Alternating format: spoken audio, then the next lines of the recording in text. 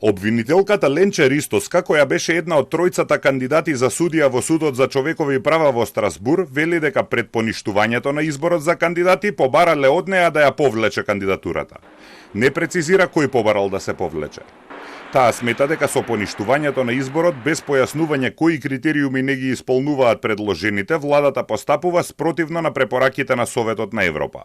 Во објавата на Facebook Ристоска пишува дека според препораките на Советот на Европа постапката мора да биде известна и однапред пропишана, фер и транспарентна, а владата мора да го оправда секое одстапување од листата утврдена од комисијата.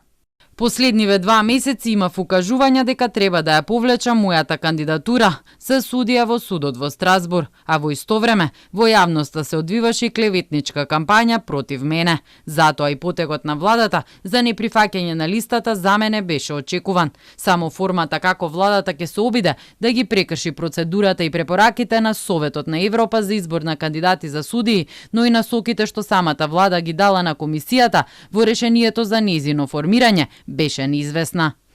Комисијата за избор во април распиша јавен оглас за избор на кандидати за судија во Страсбур. Се пријавија 20 на кандидати, а оние што ги исполнувале условите потоа беа интервјуирани од 9-члената комисија која врз основа на биографиите и интервјуата состави листа од 3 кандидати за судија во Страсбур.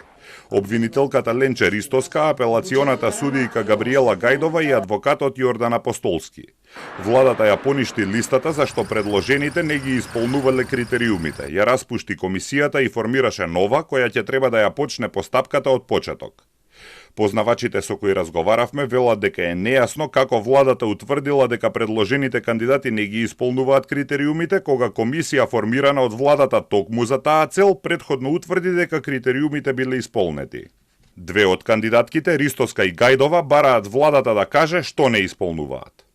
Во владата и денеска прашавме во која постапка утврдиле дека предложените 3 кандидати не ги исполнуваат критериумите и кои точно критериуми не се исполнети, но го добивме истиот одговор како завчера.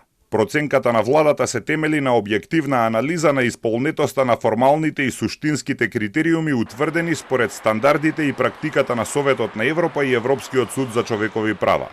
Велат дека не може да кажат кои критериуми не се исполнети од почит кон интегритетот на процесот и личниот и професионален интегритет на сите номинирани, иако предложените инсистираат да се каже што не исполнуваат.